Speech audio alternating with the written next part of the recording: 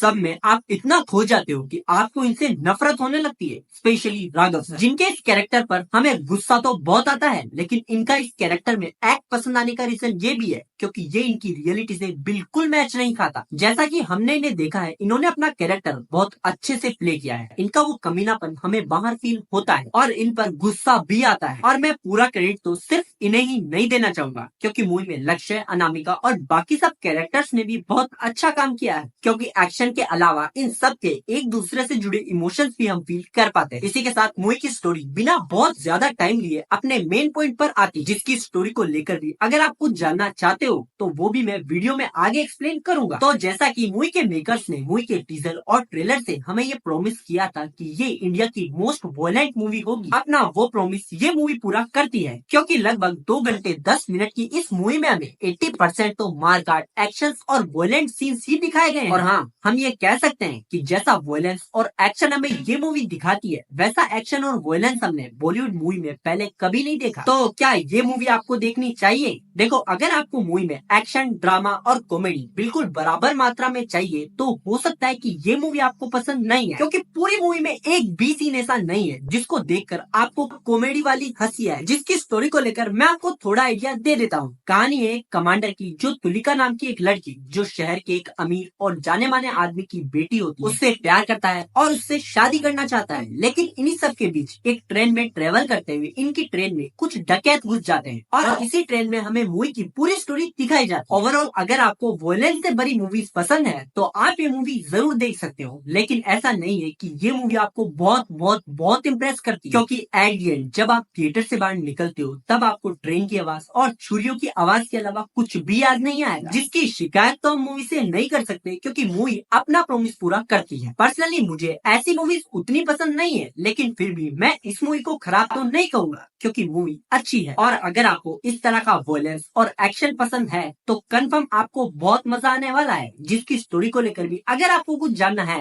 तो बता दूं, मूवी की शुरुआत होती है कुछ आर्मी ट्रक से, जहाँ में वीरेश और अमृत राठौड़ को दिखाया जाता है जो कमांडर होते हैं। यहाँ वीरेश अमृत को बताता है कि तुलिका कुछ दिनों से तुम्हें कांटेक्ट करने की कोशिश कर रही है, क्योंकि अमृत की कुछ दिनों से तुलिका से कोई बात नहीं हुई होती। तुलिका से बात करने के बाद अमृत को पता चलता है कि उनकी फैमिली उनकी एंगेजमेंट किसी और से करवा रही होती है, जिसकी वजह से अमृत उन्हें लेने रांची जाता है जहाँ उनकी एंगेजमेंट हो रही हो। तुलिका की फैमिली कोई नॉर्मल फैमिली नहीं होती, उनके पिताजी बलदेव सिंह ठाकुर की यहाँ बहुत पहुँच होती है, और क्योंकि उनका रांची से निकलना उतना आसान भी नहीं होगा, इसलिए तुलिका भगने के इस आइडिया को अमृत को ड्रॉप करने को कह देती है। अगले दिन तुलिका और उनकी पूरी फैमिली ट्रेन में बैठकर रांची से दिल्ली जा रहे होते हैं। और अब यहाँ एंट्री होती है फनी की, जो एक पेट्रोल पंप पर काम करता है, और यहाँ से जाते हुए फनी भी वही ट्रेन यूज करता है जिसमें तुलिका की पूरी फैमिली, अमृत और वीरेश भी होते हैं। यहाँ में चंद सेकंड्स के लिए कुछ रोमांटिक सीन्स भी दिखाए जाते हैं। कुछ देर बाद हमें दिखाया जाता है कि ट्रेन के एक टॉयलेट के पास खड़े होकर फनी एक पुलिसमैन से बात कर रहा है, जहाँ पर तुलिका की छोटी बहन आहना आती है और टॉयलेट के बिजी होने की वजह से वो दूसरी बोगी में चली जाती है। इसके बाद बिना किसी स्टेशन के आए यहाँ पर कुछ लोग अचानक से खड़े हो जाते हैं, जिसकी वजह से पुलिसमैन जैसे ही पीछे की ओर देखता है, फनी उनके सिर पर चाकू से वार कर देता है और उन्हें मार देता है। और क्योंकि अमृत और वीरेश ट्रेन के दूसरे डिब्बे में होते हैं तो फनी यहाँ पर तुलिका से फ्लर्ट करता है, जहाँ पर उन्हें पता चलता है कि ये पूरी फैमिली बलदेव सिंह ठाकुर, जिसकी वजह से उसके मन में पैसों का और लाला चाहता है और वो इन्हें किडनैप करने की सोचता है। इतने में यहाँ पर अमृत और वीरेश पहुंच जाते हैं, जहाँ पर वीरेश उन डकैतों में से किसी एक को मार देता है। इसके बाद ये लड़ाई और बढ़ जाती है, जिसकी वजह से फनी तुलिका को बेरहमी से मारकर चलती ट्रेन से फेंक देता है। और अब यहाँ से शुरू होता है मूवी का असली वॉइस, जिसका पता तो आपको मूवी को देखने पर ही लगेगा। बट बता दूं कि इनकी इस लड़ाई में वीरेश मारा जाता है और तुलिका के अलावा तुलिका की पूरी फैमिली बच जाती है। मूवी के एंड में फनी और अमृत के बीच फाइट भी होती है, जिसमें अमृत फनी को बहुत बुरी तरह से मारता है। बट यहाँ में फनी को मरा हुआ तो नहीं दिखाया जाता, लेकिन ट्रेन में मौजूद बाकी सब डकैतों को अमृत और वीरेश बहुत बुरी तरह से मारते हैं। और अब यहाँ हो जाता है मूवी का दी